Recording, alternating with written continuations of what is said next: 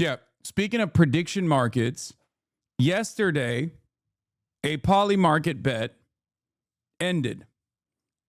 Will HasanAbi Piker get arrested by October 31st? There was a literal bet on whether or not I would get arrested. And there was apparently like $32,000 that people had actually dumped into it. Oh, yeah. All right. We're going to do the exposing the gambling epidemic from the rise of gambling that's taking place. One of the issues that I obviously yell about quite a bit. Let's take a look. Has changed. It used to be you'd lose your money on slots in Vegas, but today, not only can you do that, you can also bet on your favorite sports team, on the opening coin toss, on this individual pitch, or on all three in a parlay. You can do it from your phone, your tablet, your Apple Watch. You don't just have to gamble on sports. You can gamble on esports, on video game items, on slots with those items. You can do it in Roblox or on regular stocks, on meme stocks, gamble with calls, gamble on earning calls, gamble on calls with earning calls. You can gamble on political events, world events. You can bet if Zelensky's going to wear a suit before July, if Jerome Powell's going to say inflation 50 or 60 times in September. And you don't just have to gamble on that. You can gamble on crypto coins, Trump coin, Dogecoin, Fartcoin. You can gamble on the champion of Fartcoin coin. And you can gamble on any of the posts the champion of Fartcoin has ever made on whether they will become popular or not. And if none of that's your cup of tea, you can also just gamble directly within your banking app on a game of roulette, like a gentleman. And don't even get me started on the ads. Turn on sports, esports, podcasts.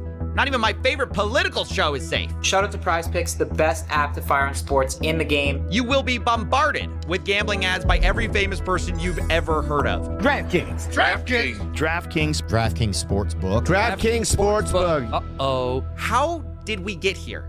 And is it a good thing that we're turning every spare moment of our lives into a game of chance? I'm betting no. There are three things responsible for gambling becoming more mainstream, but the first and biggest trend is simply the mainstream becoming more like gambling. See, Silicon Valley learned a decade ago that gambling mechanics are incredibly good for user retention, so they put them everywhere.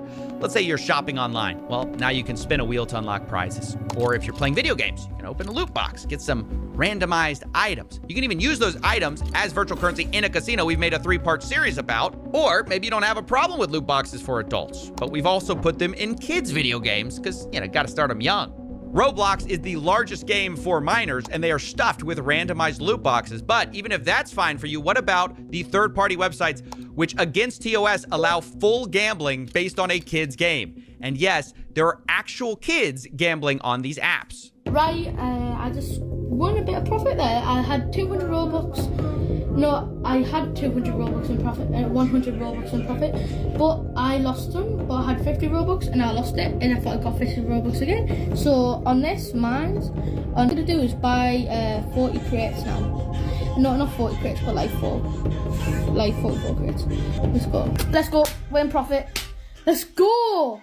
It is absolutely disgusting to see that. And look, I spoke to an insider who worked on this website, Roblox Wild, before it got shut down. He shared data which claimed they made $5,000 a day, or roughly $2 million a year.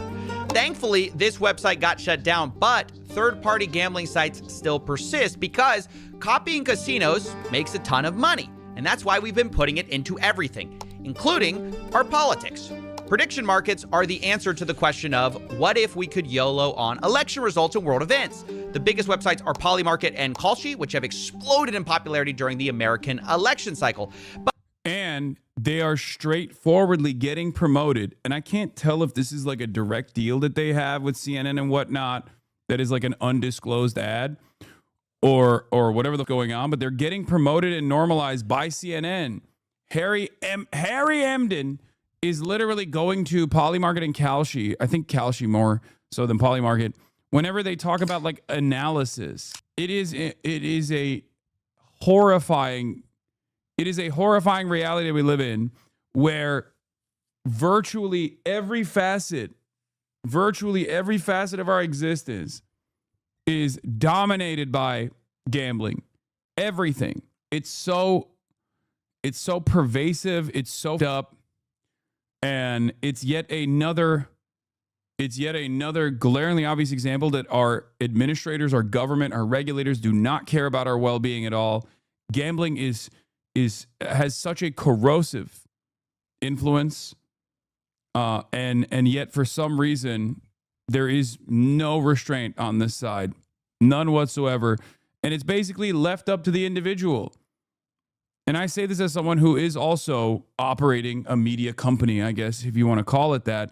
And like, there have been so many opportunities for me to just make a ton of money that I have just personally refused to do so. But why the would anybody else? Why the would anybody else turn down millions of dollars in ad funding from one of these companies? Just no way. But it isn't just major. And the more pervasive this stuff becomes, the more normalized it becomes, and the less there is an incentive to even say no to it, because at a certain point, even your audience is not going to look at you weird if you do it. You know what I mean? Like, that's it. That's it. Dude, this is awesome. Look. I just talked about how I turned down $1 million in a sponsorship for Poly Market, right? On election day. And this guy goes, you did take that one gotcha game sponsorship. Like, this is what I mean. This is also what I mean. 57-month subscriber. You're right, dude. I'm actually a hypocrite. I'm actually pumping advertising for gambling. Why do I need LSF when I got literally my own 57-month subscribers in here doing this exact same shit? Yes, I do take video game sponsorships. I notice ads baked into Fear and it's a little weird, but I totally get the bag. Honest question, isn't stocks just gambling too? Yes, but I'm not even going to get into that. Doing marketing doesn't mean you promote gambling. No, if I did marketing or promotion for a direct gambling company, yes, it would mean that I'm promoting gambling. This is true.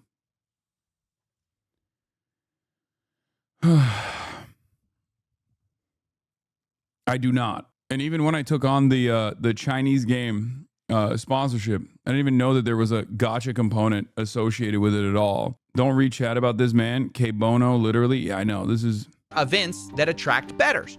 I was recently asked to investigate whether this was a suit that Zelensky was wearing. Why? Well, the prediction market had bet $200 million in betting volume on this bet. And some of them were really mad that... Yeah, speaking of prediction markets, yesterday, a Poly Market bet ended. Will HasanAbi Piker get arrested by October 31st? There was a literal bet on whether or not I would get arrested. And there was apparently like $32,000 that people had actually dumped into it. It's the dumbest bet of all time. Wait, are you playing? This was serious? Yes, that was a real fucking bet. I mean, the odds were obviously not in favor of it, but please behave. I got 200K riding on you until 2027. Yeah, look. HasanAbi arrested by October 31st. $341,000 in volume. This market will resolve, yes, if HasanAbi is arrested between October 8th and October 31st, 2025, 11:59 p.m. Eastern. There was a yes at 3% chance that these guys unironically put money into. What the fuck are we doing? What is this? Imagine the dopamine hit from being right and making the money. One can hope. Should have dumped like 100K on yes, like an hour before 11:59 p.m. EST and made like $5 million by getting arrested over some pity shit. Yeah. I'm so mad I was trying to win something, but you didn't get arrested, shaking my damn head.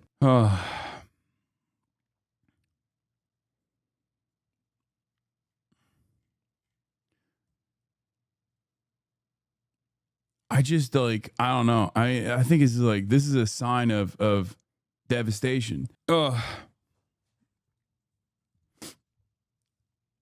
think this is bad. I think this is bad. Okay. Controversial opinion. I think this level of gambling is bad.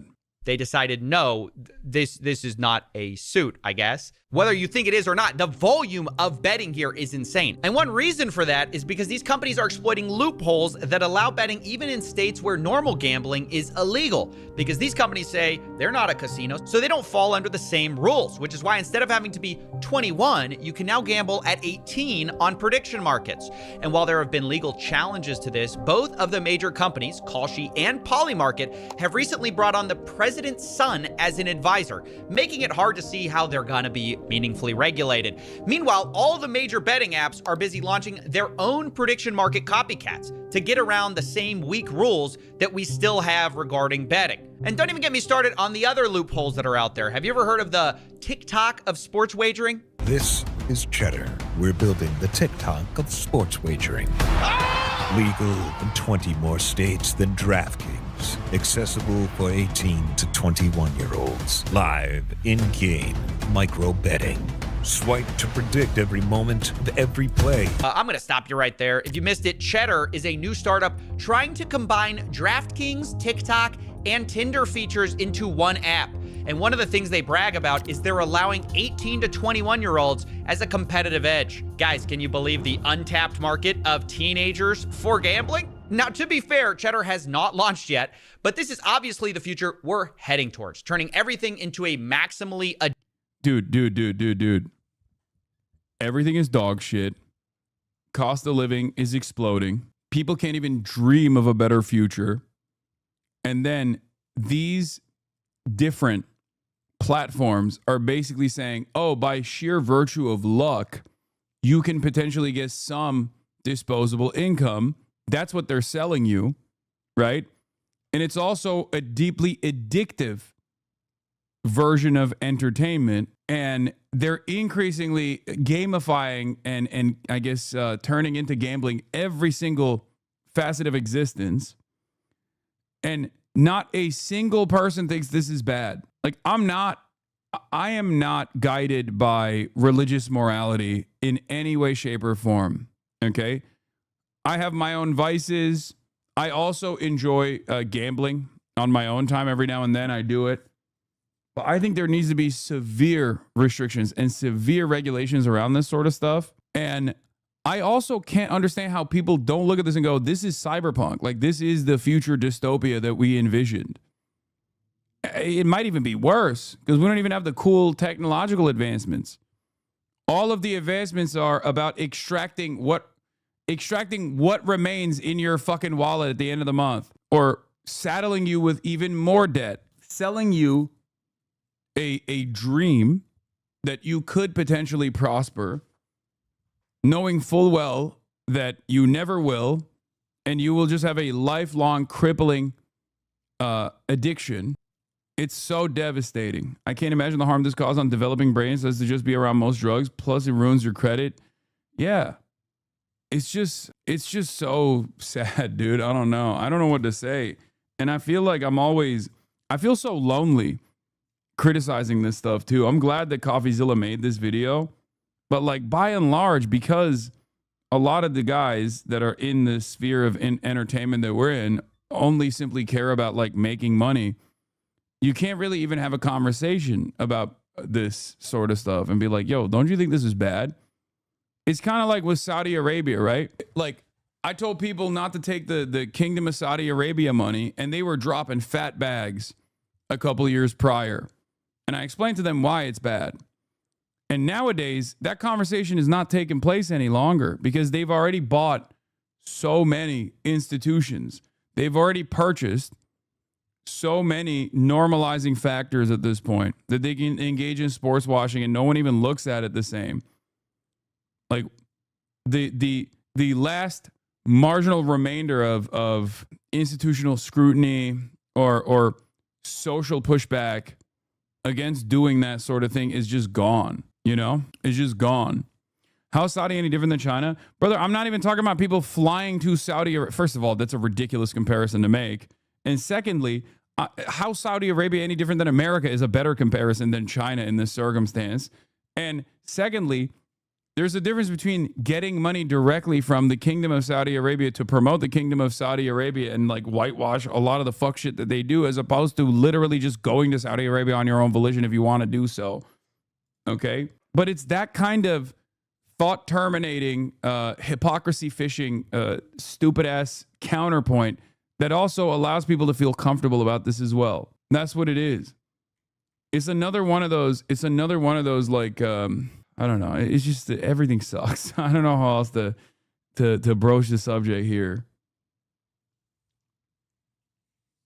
But yeah, it took around like half of a decade for Saudi Arabia to overcome the scrutiny that they were receiving. I do sometimes feel like, I mean, this is not materialist thinking, I guess, or I guess it kind of is, but capitalism does have a tendency to erode whatever moral compass we must even have, because when everything is directed towards getting the bag, when everyone is primarily focused on getting the bag, it's like no amount of fuck shit that you do, no amount of harm you cause is unjustifiable, because it's like, it's because ultimately you're doing the same thing. Everyone is actually doing something in the morally gray area. And there is some truth to that, for the record. There is some truth to that, because obviously there's no ethical consumption under capitalism, right? However, like, you should still try to do your very best, right? You should still try to do your very best. That's what I advocate for, at the very least. Like, if you see someone trying their very best in spite of the odds, like, you should support that person. And yet, I feel like we do see people under these current circumstances, and we think that those guys are fucking weird. Those guys are somehow cynically doing this to promote themselves, that they're lording over their sense of morality over us, the unwashed masses who have to make ends meet. And there is this like very weird, immediate negative reaction towards people who just go, we must improve society somewhat. I see that so much, even within the working class. It's kind of sad that vice signaling has taken root in our collective consciousness, where we just think like, oh, if someone is signaling a vice, that means they're honest. They're a real one. They're free. Just like me. It's very deep cynicism, you know? Yeah, it's the Matt Christman Zen fascism rant, where he talks about much of the modern right taking joy in the cruelty that powers first world hedonism, and I feel like it perfectly describes the moment that we live in, for sure. The future is going to consist of Palantir-backed companies that combines your prize picks boards to a TikTok-style UI that feeds you AI-generated porn, just truly full dopamine blitzing alienated workers who feel no escape from the crisis of rabid capital eating away at the social fabric. Yeah, like, this was somewhat discussed in my conversation with Sagar, who obviously hyper-focuses on stuff, who obviously hyper-focuses on the vices, and I'm not the type of person who thinks like we need to, you know, abolish these vices or whatever. But it is pretty crazy to me that like everything has turned into a casino. Everything.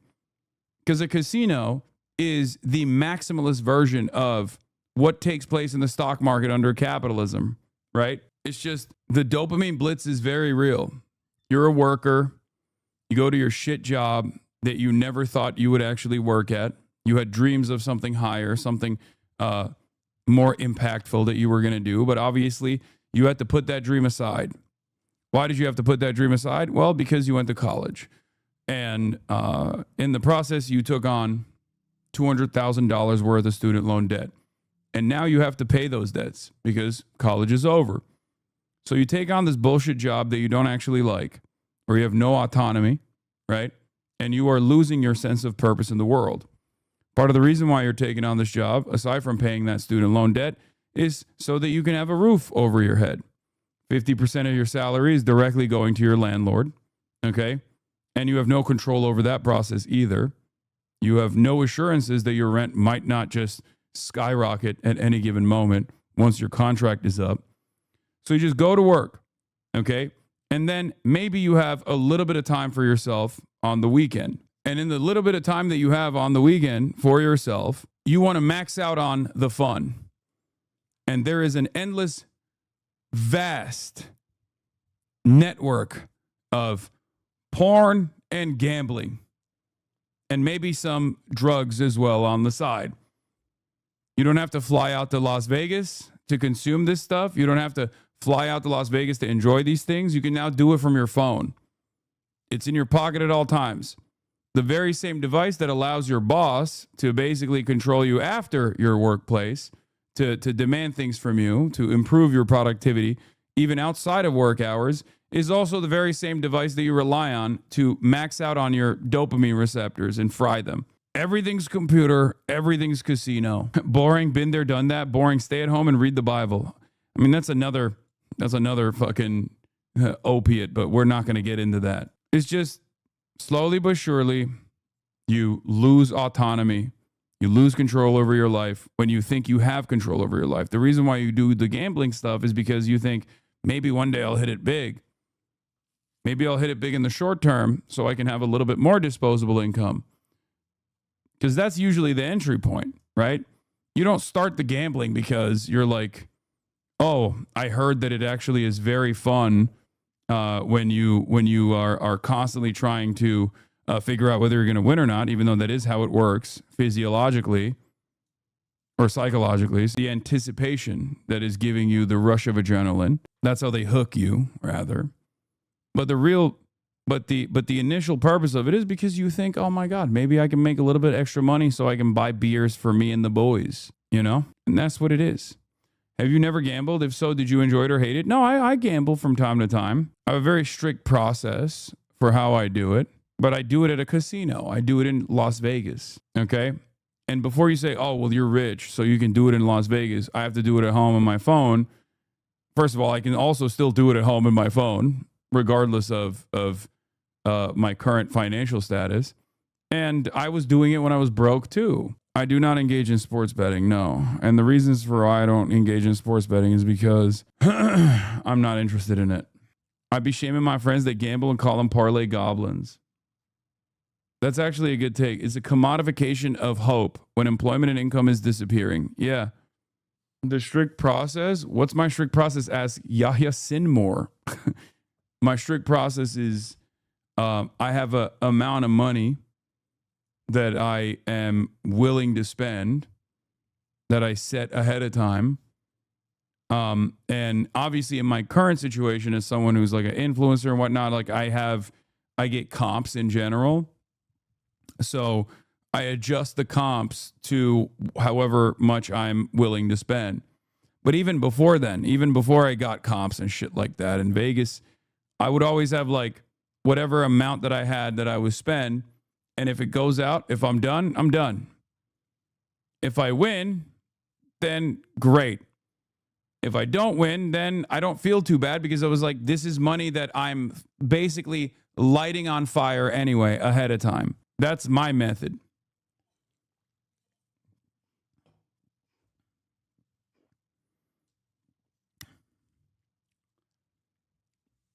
I think a lot of people need to understand that no matter what, okay, no matter what you plan to do, you need to allocate it ahead of time when you have a sober mind, okay?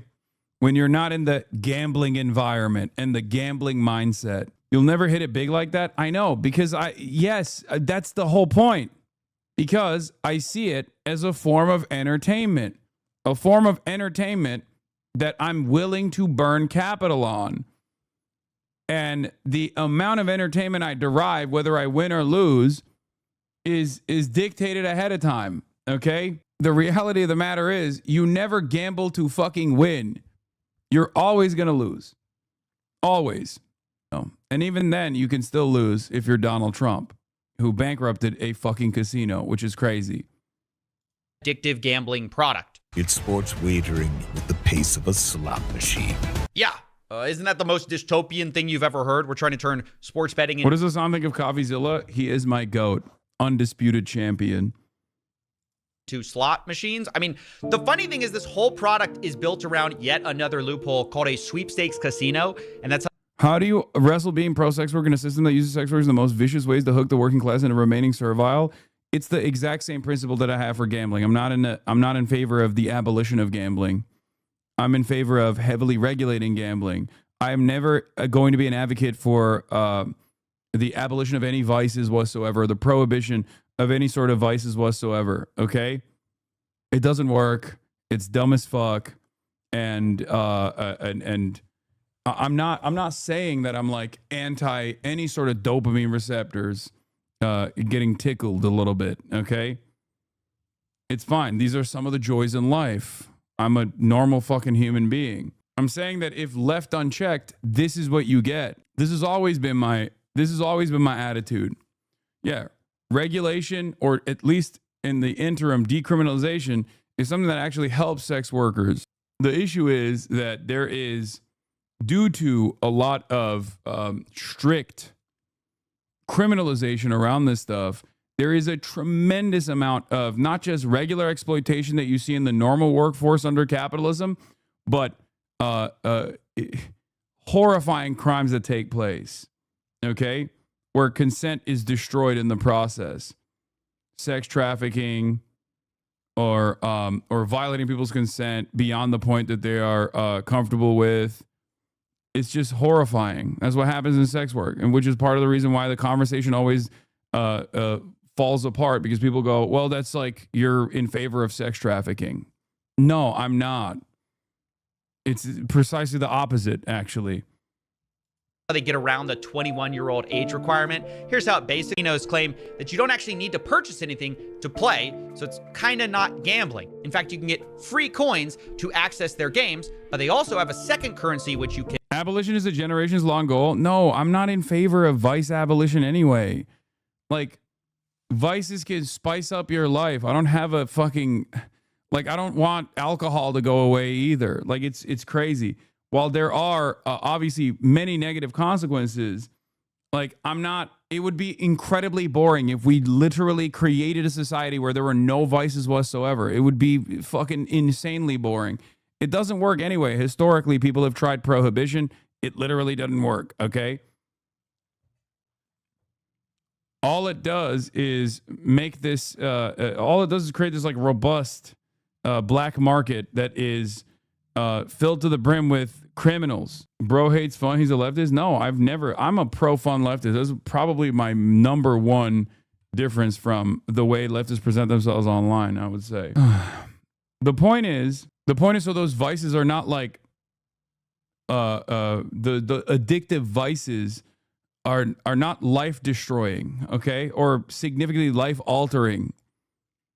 The point is to improve material conditions so much so that, like, it doesn't matter, where you can just do it for fun. Everyone should replace entertainment with Marxist theory. Really mad. I don't understand. It's kind of funny for me to say this because, like, by all metrics, I do live a fairly monk-style life in terms of, like, the vices that I even allow, albeit marginal, are very limited, okay? I mean, I just explained to you guys what I did last night. Instead of going out and engaging in debauchery, what did I do? I went to bed early because I wanted to wake up early to work out, okay? I unironically lived the lifestyle that these fucking fake manosphere dipshits promote. That's what's so funny about it. Like, I do live it because it gives me joy. I find joy in it, for the record. That's the reason why I do it. But that's not for everybody. That's not for everybody. It's not, you know? I'm a years-long YouTube watcher, newer chatter. I just saw your stuff about Omar Fateh and just wanted to let you know you helped radicalize me, and I've knocked on 2,000 doors for Fateh in the last months. It's exciting here, and he has a chance. Minnesotans, please come help us door knock. Thanks for covering the race. Hell yeah. Thank you for your work. Buy. Well, not buy. You get it for free when you buy the worthless coins. For example, their website says if you buy 100 cheddar coins, you get 5 bonus cheddar cash. And that's usually what you can gamble with and redeem for real money. This is actually how Stake US works. If you didn't know, Stake International is one of the world's largest casinos, but they aren't allowed here in the United States. So they have an American arm, which is a sweepstakes casino, which has gold coins and stake cash. One Redditor explains how the loophole really works. Quote, 1 stake cash is 1 USD. They only use gold coins because they need to say that you aren't gambling with real money to stay open. Of course, you are actually gambling with real money. They just have a virtual currency workaround, which basically everyone has figured out. Some casinos are just kind of more honest about it than others. Cheddar's basically saying the quiet part out loud.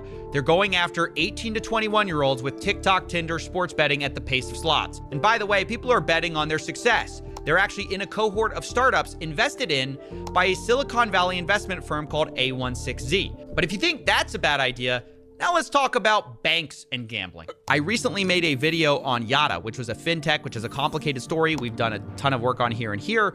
But basically, the original pitch was a no-lose lottery, which gamified savings. Lots of YouTubers work with them, and they... Dude, you just said you have a mountain of zinc cans behind you. The mountain of Zyn cans behind me is unironically the perfect demonstration of how I regulate my vices. Okay? I have a mountain of Zyn cans because, and this is not like a promotion of it or whatever, but like Zyn is a nicotine product. And before Zyn, I used to chew nicotine gum, and I still do, right? The reason why I did that is because I wanted to get off smoking cigarettes, and I was able to do so successfully. Do you understand? Like that is the perfect example of this.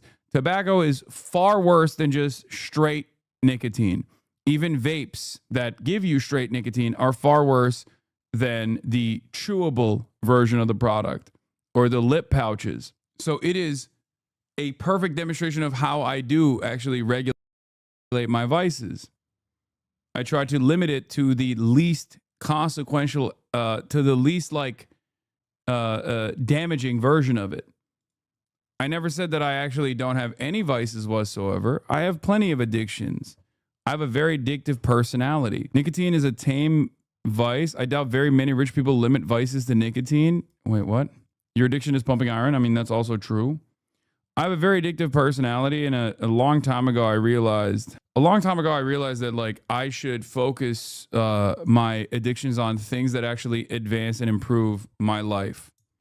Okay? Like I purposely lean into my addictive personality when it comes to, working out, working in general, live streaming in general, when you think about that. These are things that improve my living standards. Addicted to burping into the mic? Sure. Working out, eating healthy, streaming. These are things that I focus on rather than the easier vices that, alcohol or eating poorly, gooning, things of that nature. What was the brand you smoked? Marlboro Reds, Cowboy Killers. Even in certain instances, gaming. Like gaming has fucked my life up too. Remember Grand Theft Auto roleplay? Yeah, abusing Kaya. That's another one. Another addiction that I have is abusing my dog. Acted like a bank, at least at first, until they switched their new business model to be about allowing you to gamble inside the app and lose money, essentially becoming a casino within what is essentially a bank account. Now, I should actually note that Yada recently shut down the banking side and have fully focused on the sweepstakes casino part. I guess it's a more profitable business, but it's a sign of the times that everyone is moving their app more towards gambling, and finance is going the same way. On August 19, 2025, the investing app Robinhood announced they are bringing sports betting prediction markets to their app. In the announcement, the vice president of Robinhood claimed sports betting was a, quote, no-brainer, as we aim to make Robinhood a one-stop shop for all your investing and trading needs. Yeah. What is a better investment than sports betting? Oh my God. AKA, we noticed people were leaving to other apps. We don't like that. We'd like you to never leave our app. Now, ironically, the very next day, FanDuel, a sports betting app, announced they were bringing stock market betting to their customers. But I will ask you about what some call the... Alrighty, this seems like you're full of shit. I quit nicotine because I found I was using it to treat my ADHD off-label. Then I got on serious meds and I worked through it. A vice is a vice. Adding a moral weight based on potential harm seems like justifying it. Just own that you like how nicotine feels. Wait, reason why I'm continuing to use Zins or chewable nicotine. What? Nicotine gum. And you switch to pouches because you're health conscious rather than I'm 5D Galaxy Brain Boy who's engaging in harm reduction framework. Wait, what? You just unironically described something that I also describe, but in a contentious way, in like a super rude way. I just described exactly this same process. I don't know if you recall, but I just said I have no issue with vices. Like I don't have an issue with vices. I don't know why you got so mad at this. And while there is still harm, there is still a trade-off to consuming nicotine products. The trade-off is far less consequential and far less bad than just straight up blasting cigs. I wasn't trying to say that I'm morally superior in any way, shape, or form. Very odd. They unfollowed? What? No, that's crazy. They got that mad? I can't win them all, I guess. Gamification of markets. Why this move? Why FanDuel? Why now? For us to have a partner like FanDuel and be able to have 14 million accounts on day one. I'm not becoming a casino, contrary to popular opinion. I didn't buy a casino. These are markets that will be offered to the general public, and we think is massively exciting. I've been in the meme coins and crypto space. It's always the influencers that make the money and the retailers and that get the short end of the stick. I'd stick to options due to liquidity. At least you don't get gape. Yeah, he's still here. He didn't unfollow. Okay. What it could do. And you couldn't have a more perfect image of how finance is embracing the casinos and vice versa. Actually, correction, you can have a more perfect image because after I wrote this, the New York Stock Exchange's owner invested $2 billion into Polymarket. So actually, this is the perfect image of where we are. And a result is a lot of young people now see the stock market as kind of more like a betting market. The most popular group on Reddit is personal. Okay, I'm going to be honest. The stock market is kind of like the betting market. It always has been. It's not, I mean, it is. Especially sports betting, where there is fundamentals that you can apply, even though ultimately probability is still going to dictate the outcome. There are still fundamentals that you can lean into. Finance with about 21 million followers. In second place, Wall Street Bets, where gambling on the stock market is embraced and celebrated. There's also that are damn near identical as well to sports betting. But yes, I know people, when I say stock market, some people think long-term investments that you're making into reliable stocks or, I don't know, numerous other like low-risk options. And that's not what I'm talking about when I say this. Okay, I don't fully agree with casinos and sports betting. The goal of those running the show is for you to win as little as possible. In stock trading, the people who run it benefit when your value goes up. Yes, I don't think low risk at all. No, there are lower risk investments as opposed to higher risk investments. But the aspect of the stock market that's like closely resembling the aspect of the stock market that closely resembles like gambling is basically like day trading and shit. But also you're thinking of like blue chip, you know, parking some of the money that you have into a low risk fund that you're never going to take anything out of. Like that's not, you know, that's there is still an aspect of probability there, but it's far different than, you know, just putting money on red. Putting money on any game whatsoever that is specifically designed to weigh the house, like weigh in favor of the house in a long enough timeline. It grew the most during the meme stock craze of 2020, which shifted how some people thought about investing. Instead of being driven by earnings, prices, or fundamentals, people gambled on memes, attention, and vibes, and taking on bigger risks to do so. One measure of this is the amount of debt people are taking out to invest.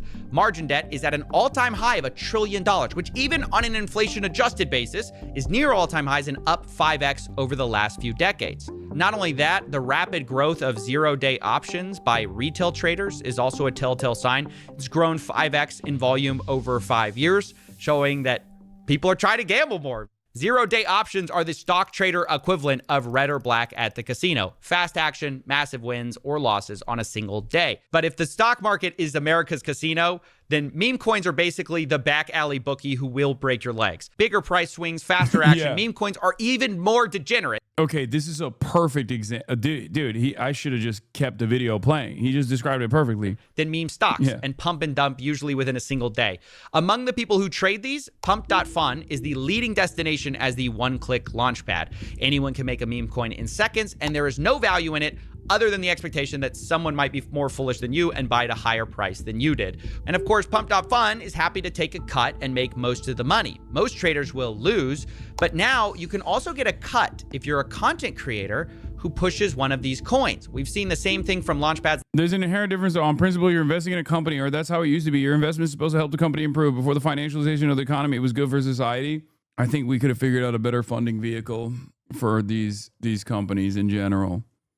Or at least focused when we had a better opportunity to do so, at least focused on this reinvestment in a more democratic fashion. We are very, very far past that point, by the way. And even in its inception, there were many market crashes, very famous ones. But We're so far removed from that point. I mean, normal things that happen nowadays, normal things that happen with companies nowadays that you can literally see with your own two eyes that actually improve the fucking stock value of a company, like the value of a company that genuinely is harmful to the economy. It happens all the time, whether it be stock buybacks or whether it be fucking mergers and acquisitions and the subsequent layoffs that come about it. Like, there are so many examples where, like, well, stock performance is doing great, but overall, the consequences for the real economy, the economy that you actually live in, is devastating. Like Meteora, they allow creators to have a split of some of the trading fees, and it kind of democratizes the grift.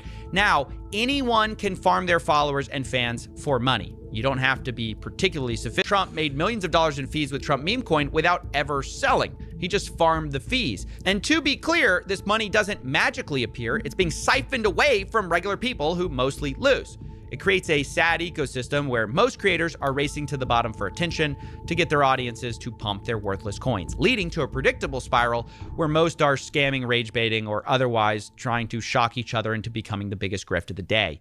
You said, wait, I don't understand. If gambling is a commodification of hope, don't you think that a true socialist society would abolish gambling? No. The point is not that you're enjoying a game. The point is that that game is taking away your earnings and ruining your fucking life and pushing you further and further into a deep pit of despair. The example I will use is like, I mean, there's like mini risks and mini games that people have always fucking enjoyed, even in their communities, right? Like, you just sit around and you play a game, and in order to make the odds, or in order to heighten the intensity of the game, you just put money on it or something, right? Not sure if you'll see, but can you explain why mergers lead to layoffs? They call it eliminating redundancy. Once a merger takes place, now you got two people from two separate companies doing the same job. Usually, one of those guys needs to go. What the fuck? Thanks for the 20 bandos. It's ripping. What? If you've ever heard of a zero-sum game where someone has to win for the other one to lose, meme coins are negative sum because of all the trading fees. Most people, by definition, will lose. The real winner, of course, is Pump.Fun and people pushing it.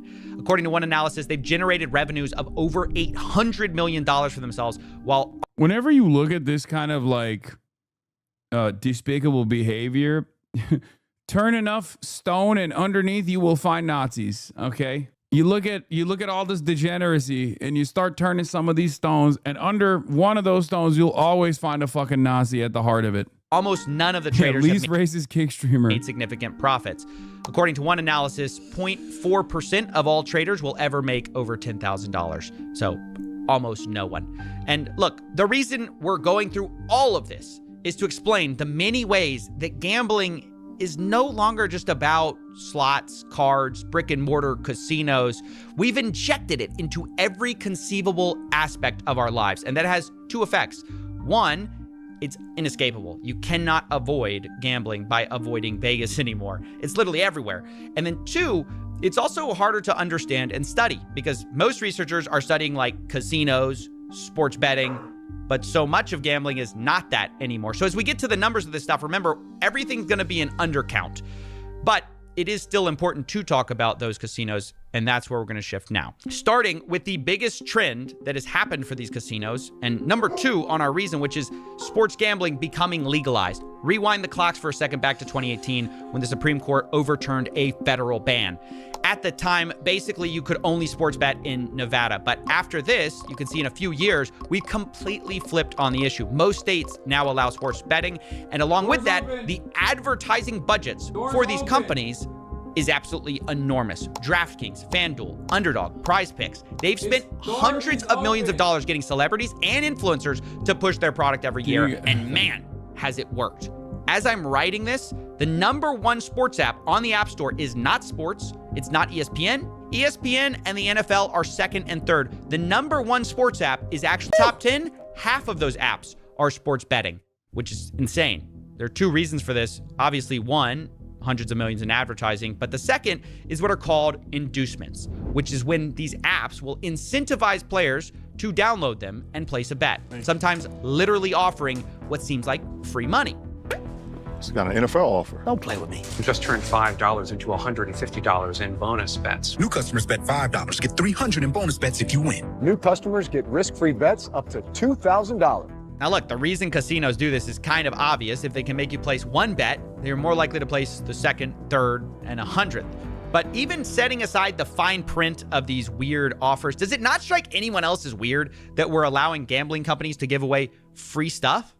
Imagine the cigarette industry told you, buy your first pack, get 50 free packs free to get you started. Imagine. Yeah, I mean, first hit is free, baby. That's the drug dealer.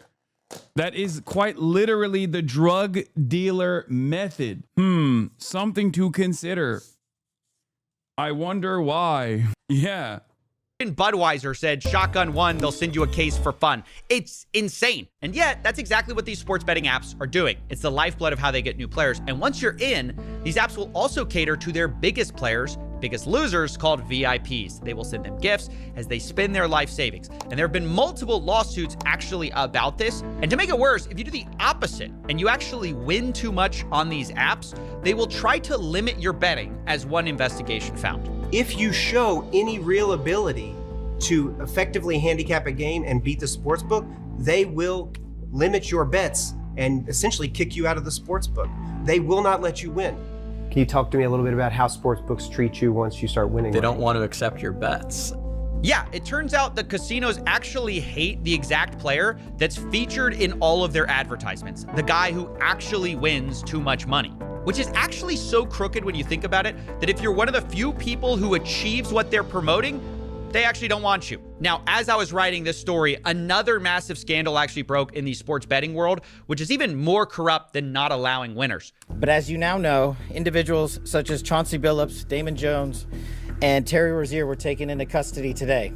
Former, current NBA players and coaches. What you don't know is that this is an illegal gambling operation and sports rigging operation that spanned the course of years. That's right. The FBI just exposed a massive sports rigging scheme that was using these apps to win money on rigged basketball games. One example of this was March 23rd, 2023, when an NBA player, Terry Rozier, told a friend ahead of time that he was going to go out early on a foot injury. And so that night, $200,000 in bets were placed on his underperformance because no one else knew that he was injured. And a few minutes after, Terry kind of game and the bets paid off.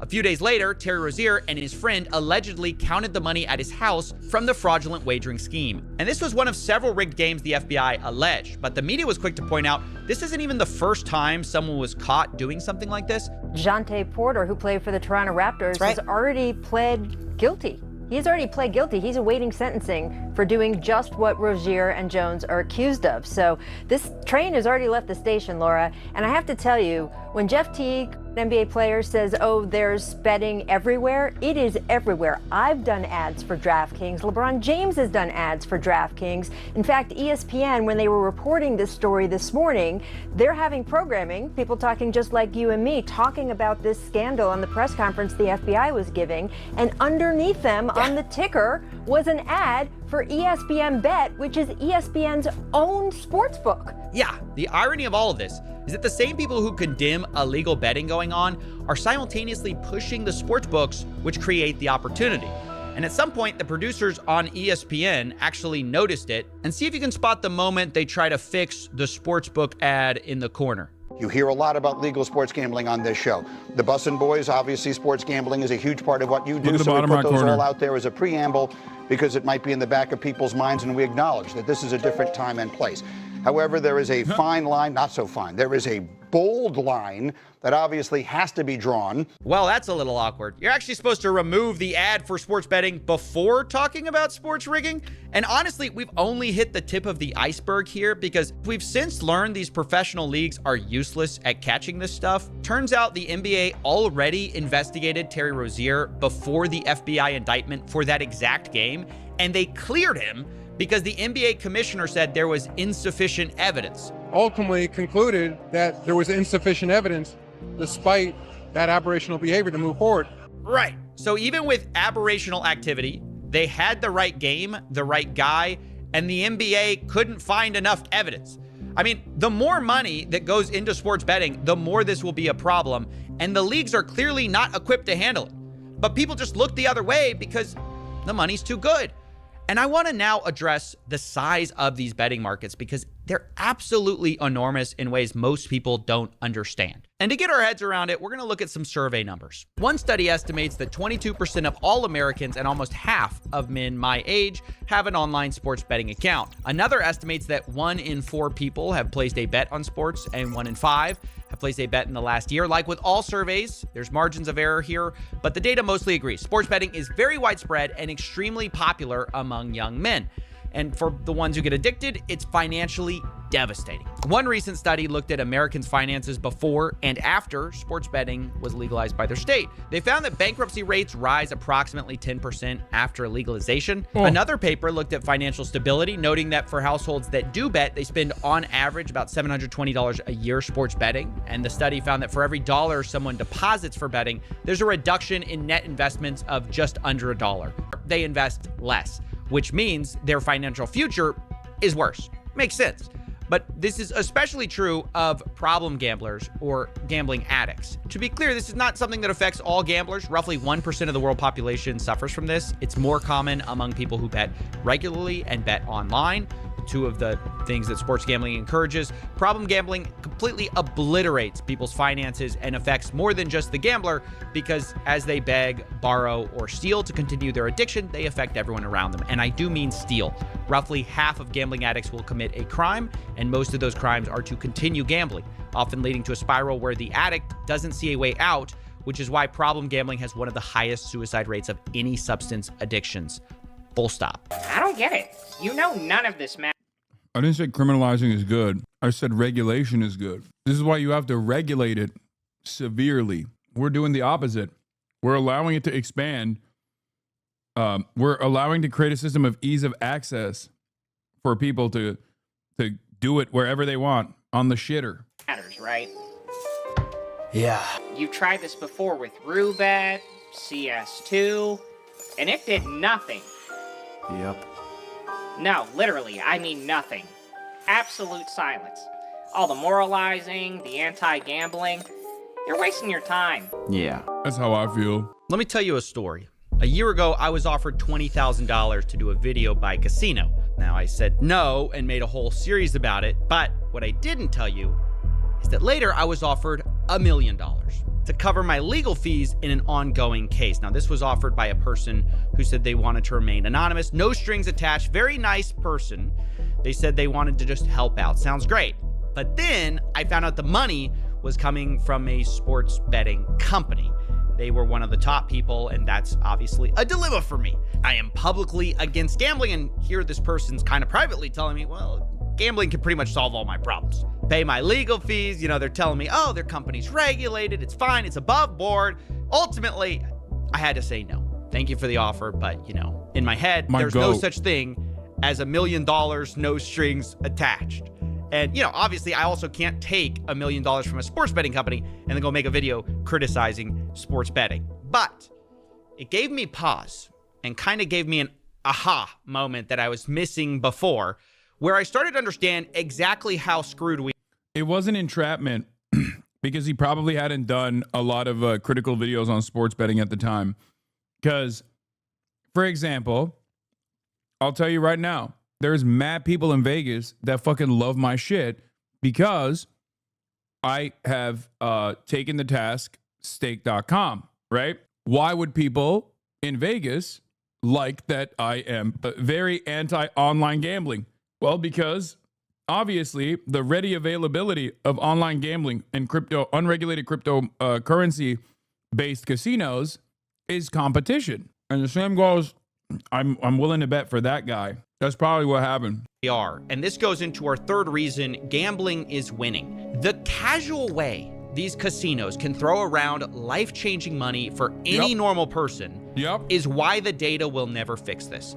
It's why having enough Oh my God, what an amazing dude. Oh my God. It's such a fucking breath of fresh air to see someone like, it feels so fucking lonely, dude. It feels so goddamn lonely to just like constantly talk about this shit and be inundated with like the most vicious fucking smears, which I think make other people think twice about ever being critical of this kind of stuff. Heavy financial incentive to either shut the fuck up or literally take the bag. I'm so happy that CoffeeZilla is like is one of those people who is actively speaking out against this, even though there is not even a stigma associated with it any longer. I think like there's not even the social stigma. I feel like there was a social stigma initially, maybe like a decade ago, or especially like 5 years ago or whatnot. But nowadays there is no social stigma associated with it at all. And that's partially because they threw the bag at enough people that they normalized it. That's what I was talking about, like Saudi Arabia sports washing. If there is enough money,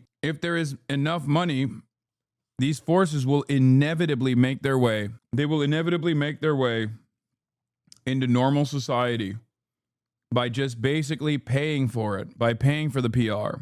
Facts about addicts or interviewing people whose lives were ruined will not change things. Believe me, I've done it and it's never moved the needle.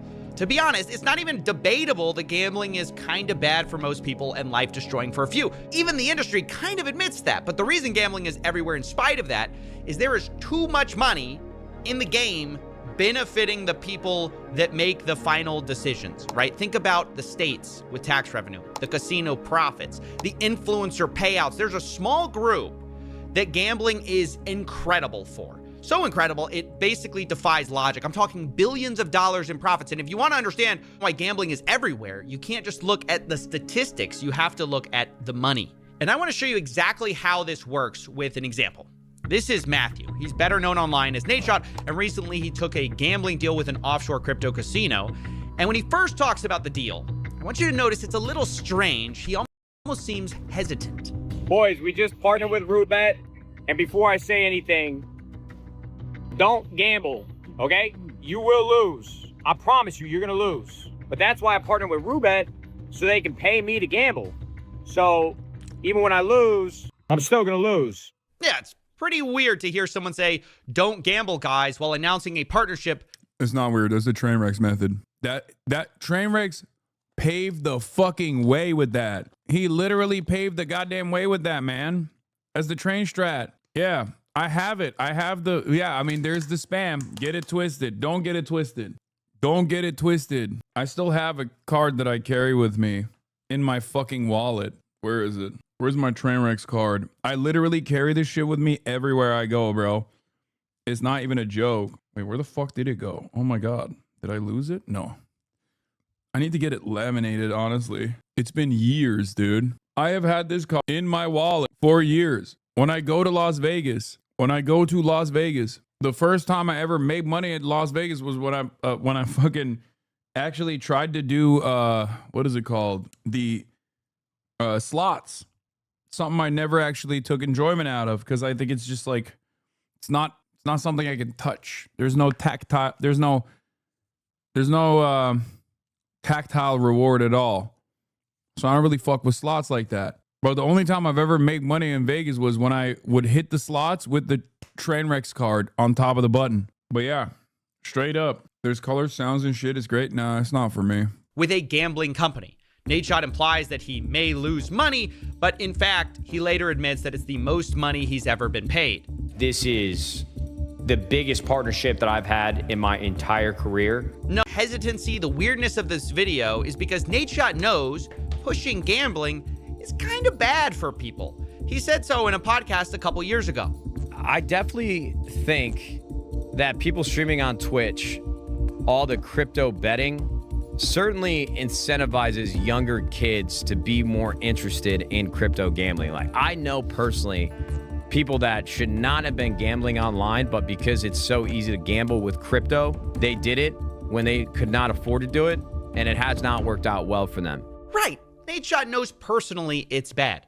But for the reason why he's doing it anyways, just fast forward 2 minutes in the podcast and we find out because the host asks, a hypothetical. What if someone offered Nadeshot $100 million to promote gambling? And well, let's just say his tone changed. I ain't turning down $100 million, bro. You got me fucked up, brother. I'll go on there and I will crypto gamble 24/7, dude. At that point, man, it's the parents' fault. Hey, I'm just working over here. You're going to pay me more than LeBron? Brother, I would be lighting up, cash on fire, gambling crypto. I would sell my soul for 100 M's. Are you fucking kidding me, dude? We should clip this. We should send this over to Kate. I won't sleep. I will be your workhorse. You want me to pump blue chews and crypto gambling? I will do it all. You got me fucked up.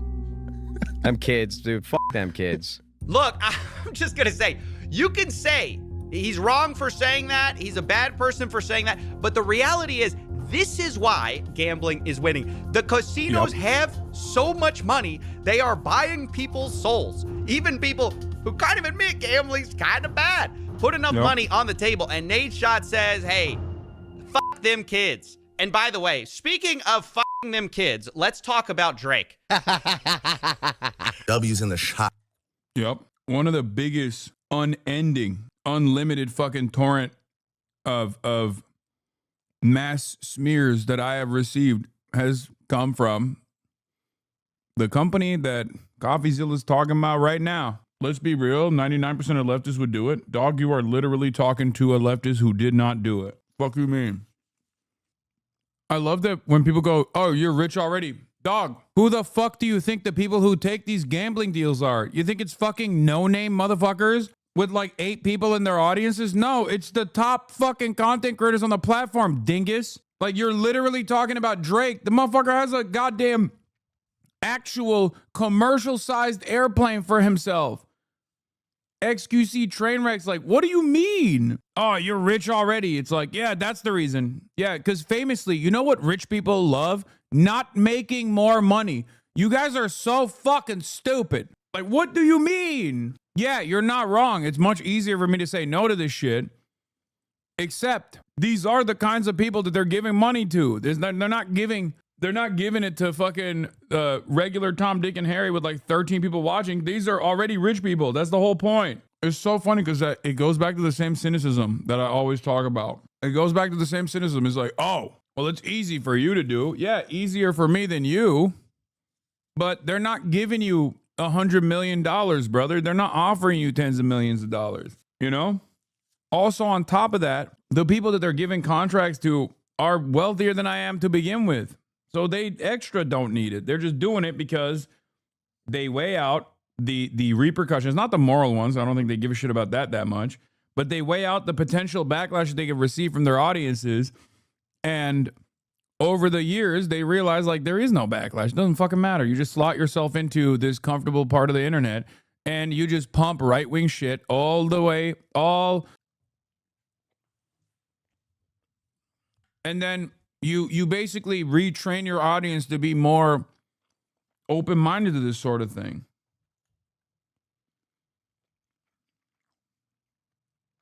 You either develop a new one and you get who you can get from your audience, right? You get who you can get from your audience to get on board, and then the rest will come regardless. But you just create a unbreakable system where like no one will ever give you shit for it because they know you're kind of a piece of shit, right? Like, it's fine. There's comfort in that. There's safety in that. And oftentimes just leans into like right-wing politics in general. I'm not even talking about Drake in general here, but it's just like...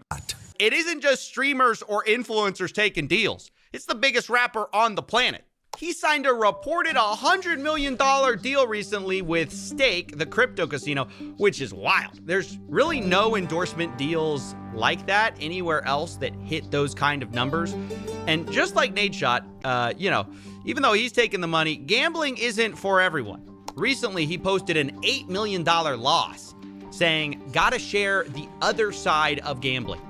Now, maybe some of you think that's brave, but to me, I see that and go, Drake, that is the only side of gambling for most people. If any normal person lost $8 million, their life is over and their legs are broken. You're the only one with another side to this whole thing. Where, to be clear, that other side is reportedly getting paid $100 million. And to be clear, like, it's a lot of people taking these deals. I'm not trying to single anyone out. You know, let's also take Kevin Hart, right? One of the world's smallest comedians. He pushes DraftKings. And this one I find really bizarre. Do me a favor, man. Go to the DraftKings app. Look at what I'm betting on. Look at why I'm betting on. Place your bets. All the action is here. DraftKings, Kevin Hart. I'm not even going to ask why Kevin needs you to get on DraftKings and bet. Like, the fact is he's worth a reported $450 million. But the real thing I find so gross about this is that Kevin Hart has gone on podcasts. But yeah, I hope the chatter that was saying, oh, easy for you to do, you're rich, realizes that the people that get the fucking big bucks are even far richer than I ever could be. Big dog, fuck do you mean? Bro, if you were about to go to New York City election, why the fuck did you come back to LA for a couple days? Privilege much, shaking my head. And talked about the need for financial literacy. You know, he talked about this on Joe Rogan. The biggest problem within our community is knowledge. We don't know. Debt is welcomed because it's celebrated. That's all we know. The knowledge isn't given. So it's not till you obtain that knowledge and understanding that you go, oh, this is why you put money up. This is how you increase versus decrease. Oh, this is how you earn on your money. Oh, wow. I can gain wealth by investing in what? The stock world is what?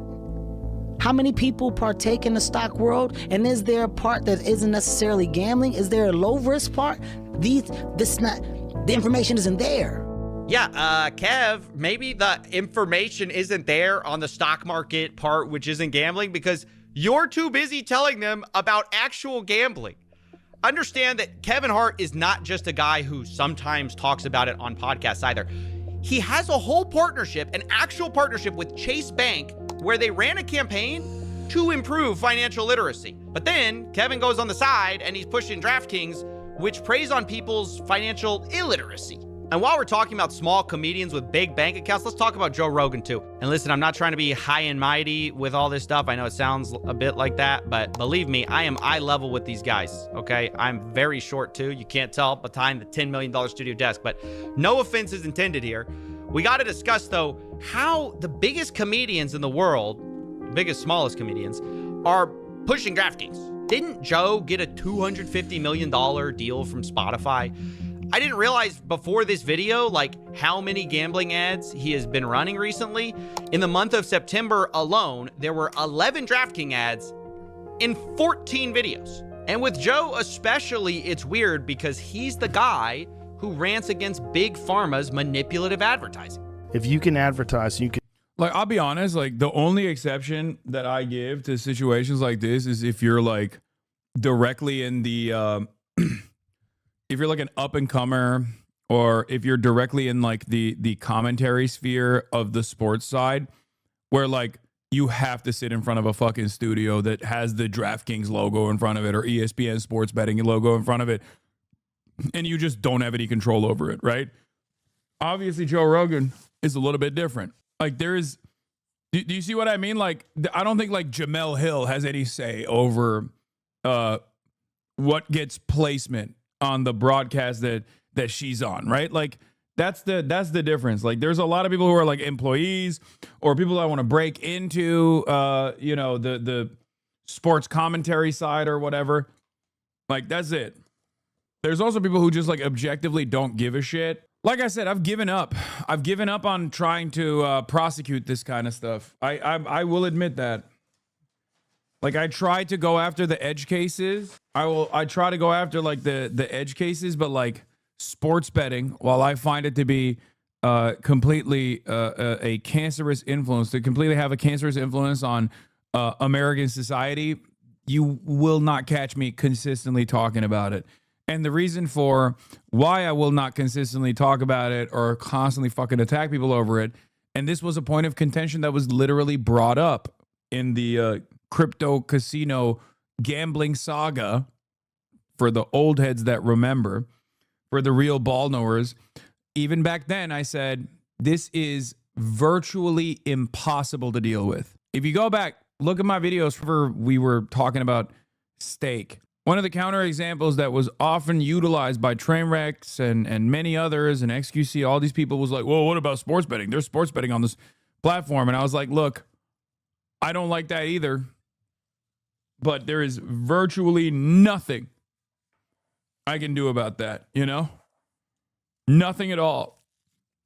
And nowadays I feel like everything is impossible to fight against. And manipulate people and change their opinion based on theatrics. So many. Everyone gets a free bet. We all want to win. Hey, let's win together. You know what to do. You have music and people dancing and holding hands and spinning around in a wheat field. Like, that is so manipulative. And we are subject to manipulation. And when it's something that is so important, like making critical health decisions, there's so many of these commercials. Like, I mean, it's so funny because this is one of those weird things where Joe Rogan is not wrong, both in the principle of advertising and propaganda, and specifically as it pertains to brand drugs, right? Not generics, but like recognizable brand name drugs. Except the reason why he's shitting on the drug advertisement is because he's like anti-medicine. You know what I mean?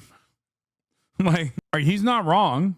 America is one of the few countries, I think, if not one of the only OECD countries, where you can just like do ads for drugs in general, because all these other countries have some semblance of socialized medicine, and therefore you do mass purchases. The government mass purchases the drugs, and pharmacare is either largely regulated or entirely in the hands of the government. So the United States of America, so there's no incentive for these pharmaceutical companies to do televised ads in general. But it's just devastating. So many times I'm watching television, I'm like, how many goddamn drug commercials are there? By the way, I agree with them. We are being manipulated. But change a few words from that rant, and you could say the exact same thing about how gambling is pushed. Casinos are also manipulative. They don't advertise the actual reality where people lose. Instead, they say things like winning, cashing in, opportunity. And Joe Rogan's a part of that. Every game is another chance to cash in. Don't just watch the action, win with it. Every snap is loaded with opportunity. That is just as manipulative as pharma ads pushing pills that may end up addicting you. In both cases, the collateral damage are the addicts we created along the way. And I guess I have to ask, maybe people think, oh, one's worse than the other. Is there that much of a difference between a drug addict and a gambling addict? No, really, I'm asking. It's like if you see the shooting up or whatever it is and you see him fainting, you go, oh, that poor bastard. But when you see a guy who's fully in the grips of gambling, trying to figure out how to get his money back, and he's all jazzed up with adrenaline, he doesn't understand why. It's just like cocaine. It's just like drug abuse. It's just like the opiate problem. It's just like anything else. You and I both know people who have lost their lives gambling. Okay, you've seen people in pool halls. You see how they get, Joe Rogan. Man. There's no difference in the drug addict and the gambling addict. Not at all. No difference. So there is no difference. Then why do we shake our head at the Sackler family and pharmaceutical execs who push pills that ruin people's lives, but somehow nobody cares we're doing a very similar thing with gambling? At every level of society. No, it's worse. Objectively. Because, like, while the Sackler family they're horrifying monsters, like, medicinal fentanyl still exists. Like, there's still medical grade pharmaceuticals that are absolutely necessary for pain relief. Like, there is a use for it. And while I am in favor of allowing vices to continue, I am in favor of allowing vices to continue. Like, there is no, I would say, medical necessity, for example, or like life-saving necessity for gambling as opposed to the pharmaceuticals, no matter how addicting they may be. We are shoving this down people's throats. And it's not that I mind if people gamble individually, but we are pushing it on people who otherwise would not have done it, because everything is gambling now, from sports to entertainment to investing. It is totally inescapable. And we're moving the casino from Vegas directly into people's pockets, connecting to their bank accounts. I don't know exactly how this is going to end, but it doesn't take a genius to see where it's going to lead. Gambling is going to be a much larger problem for people, and especially young men. And the saddest part is there's no amount of data or facts that I can give you that's going to stop that. There's just too much money at stake. Yeah. Regarding online sports books that are winning cash on sports, we currently work with Prize Picks. Between us, I enjoy betting very mildly on sports. It makes the games more fun. I'm also aware of the risks you impose, though. Probably not very knowledgeable because I haven't had those same exact issues. We make sure to follow guidelines from our sponsors, though it's worth being more intentional about emphasizing those risks to listeners. I feel like the podcasting space, there's a decent amount of regulation in our ad reads, and I try to remember to advise our listeners that gambling may not be right for them, but I do often forget to do that, to be honest. Nelk, Kyle, Salim, and Steiny only affiliate themselves with legal platforms like Prize Picks and play by the rules. Hey, come back to the bar and let me fix you a drink. The weather isn't changing anytime soon. You know, all it would take is basic advertising rules or legislative change to put a stop to half of this stuff. That's the thing. Money makes the world move, Coffee. And the people who write the rules like them just the way they are. My goat. Fucking Goatzilla, dude. He's so awesome. This is going to become more and more of a problem.